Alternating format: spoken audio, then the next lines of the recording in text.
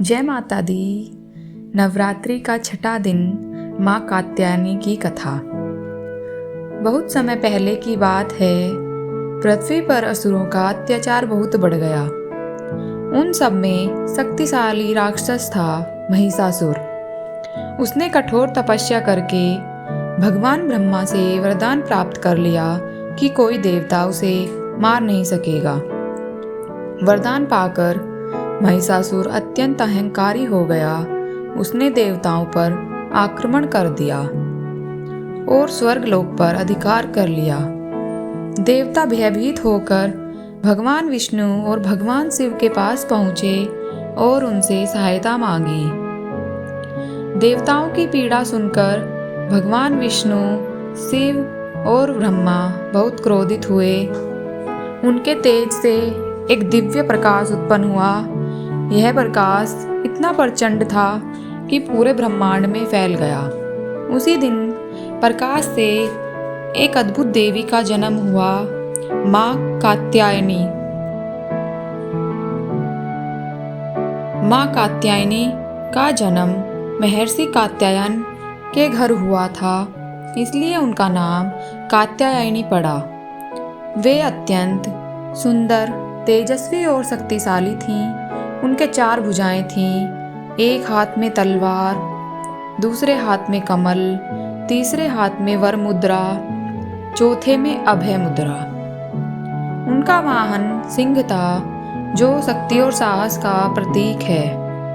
महर्षि कात्यायन ने बड़ी श्रद्धा से देवी की पूजा की और उनसे प्रार्थना की वो संसार को असुरों से मुक्त करें। जब माँ कात्यायनी को महिषासुर के अत्याचार के बारे में पता चला तो उन्होंने उससे युद्ध करने का निर्णय लिया। महिषासुर ने देवी को देखकर पहले उनका उपहास किया। उसे लगा कि एक स्त्री उसका क्या बिगाड़ सकती है, लेकिन उसे यह नहीं पता था कि यह कोई साधारण स्त्री नहीं बल्कि आदि शक्ति का रूप है। युद्ध शुरू हो गया। माँ कात्यायनी ने अपने सिंह पर सवार होकर महिषासुर की सेना का संहार करना शुरू कर दिया। असुरों की सेना डरकर भागने लगी। महिषासुर ने कई रूप बदले।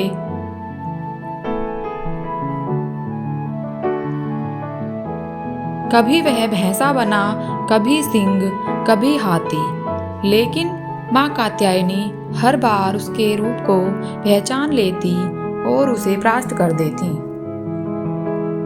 अंत में जब महिषासुर भैंसे के रूप में आया, तब माँ कात्यायनी ने उसे जमीन पर गिराया और अपने त्रिशूल से उसका वध कर दिया। जैसे ही महिषासुर मरा, चारों ओर खुशी छा गई।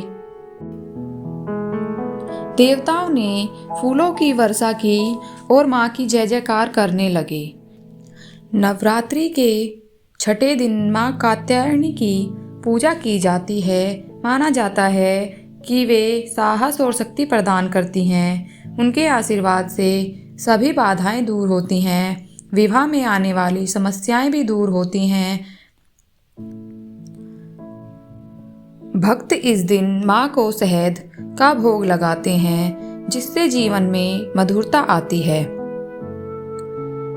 अंत में इस कथा से हमें यह सीख मिलती है कि अहंकार और बुराई का अंत निश्चित है। सच्चाई और धर्म की हमेशा जीत होती है। जब भी अन्याय बढ़ता है, ईश्वर किसी न किसी रूप में सबकी रक्षा करते हैं।